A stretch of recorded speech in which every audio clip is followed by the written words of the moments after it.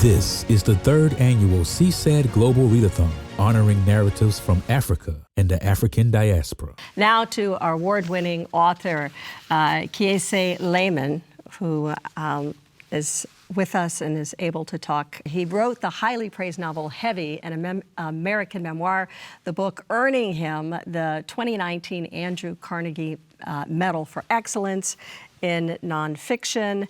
In 2020, he was honored with the Radcliffe Fellowship at Harvard University, and Laymon is currently professor of creative writing and English at Rice University in Texas. And he's joining us now to talk about his roots and the journey. And I'm so happy to meet you. Last year, I know we talked about your readings, and I've read much of your book. So you are brave, you are courageous. Tell us about how difficult it was to share this personal journey. Why did you write this book? Thank you. It's so great to be on with you, especially watching you for a lot of my life. I wrote this book because my mother and I just sort of stopped doing the work of love.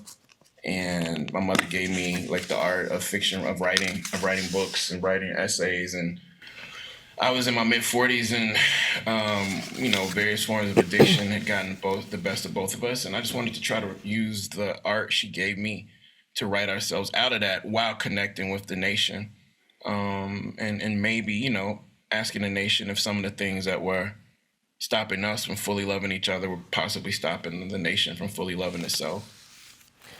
And tell us. There are many people, who actually, when you write this book and you say this is a journey that, and you allude to the fact that this experience might be more common than people think, that you weren't alone in this relationship and struggle between you and your mother. Absolutely. I'm a professor. I've been teaching for, really over half my life now. I started when I was like 23. And one of the wonderful things about teaching is that you get to bear like the weight of your students. And, my students would read all of these incredible books, and then they come in my office and talk about things other than the book. And a lot of times, for 25 years, I've had students come in there and talk about family. And really, they don't use this word often, but they're talking about love or the lack of love. And so, I know that I was writing a particular story of a particular relationship. But what I do know is that the content of that relationship is very much American, for better and worse, and it's a shared experience of longing for and needing love, but also being afraid to let people see you. That's a very scary journey. When we talk about journeys, when we talk about roots, when we look at our own immediate surroundings and the people in our lives like that, and this is the way reading it connects people, the way literature connects people. Why do you think this has had such an impact, such a wide impact? There are a few things. I don't think many people were used to Black men or boys writing about their bodies in intimate ways. I don't think if we were encouraged to do that, we weren't connecting our stretch marks or our once ripped six-pack to what the nation is sort of asking us. And so in some way, I think people were drawn to what I'm doing with Body in that book, but also at the root of it, I just think if you're reading this book, you have a mama and a daddy. They may not be alive, they might not have taken care of you, or they did.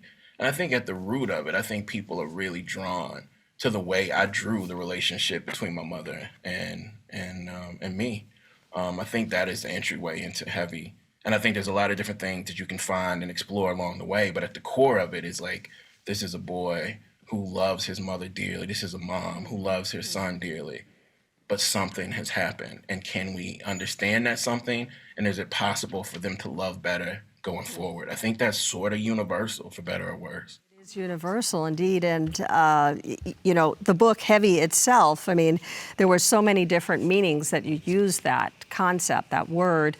Do you mind reading a little bit from your book, Sure. Sharing with our audience? Sure. I'll just read the first page. Okay.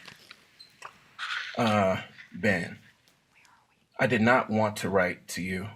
I wanted to write a lie.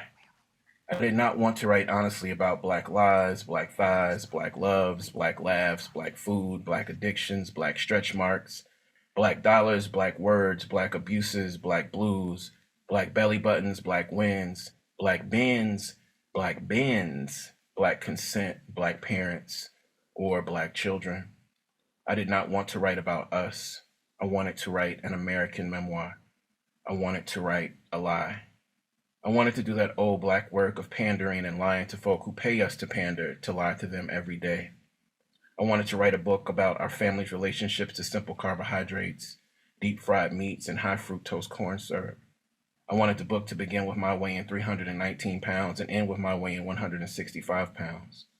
I wanted to pepper the book with acerbic warnings to us fat Black folk in the Deep South and saccharine sentimental exhortations from Grandmama. I did not want you to laugh. I wanted to write a lie. I wanted to write about how fundamental present Black fathers, responsible Black mothers, magical Black grandmothers, and perfectly disciplined Black children are to our liberation. I wanted to center a something, a someone who wants us dead and dishonest.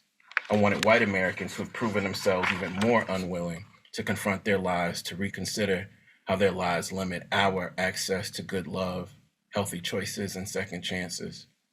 I wanted the book to begin and end with the assumption that if white Americans reckon with their insatiable appetites for Black American suffering, and we reckon with our insatiable appetites for unhealthy food, we could all be ushered into a reformed era of American prosperity.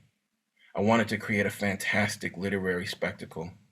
I wanted that literary spectacle to ask nothing of you, Grandmama, or me, other than our adherence to a low-carb diet, limited sugar, weightlifting, 12,000 steps a day, gallons of water, and no eating after midnight. I wanted you to promise. I did not want you to remember. I wanted to write a lie. I wanted that lie to be titillating. I wrote that lie. It was titillating. You would have loved it. I discovered nothing. You would have loved it. I started over and I wrote what we both hoped I would forget. And that's pretty much the first page. It just hits you like bricks. And I honestly, I couldn't put your book down. And I would read it at night, and then I had to put it down because it really was so emotional and so true and so sincere. And so I just congratulate you and thank you for this. Thank you. Thank you for this book. Don't make me cry. I want to thank the Center for Studies of African and Diaspora for making a space for us today, too. Thank you so much. Thank you. Thank you. Every year, do more. We're going to have you on every year. All right. I'll talk to you soon. Thank you. All right. Thanks a lot. Appreciate it.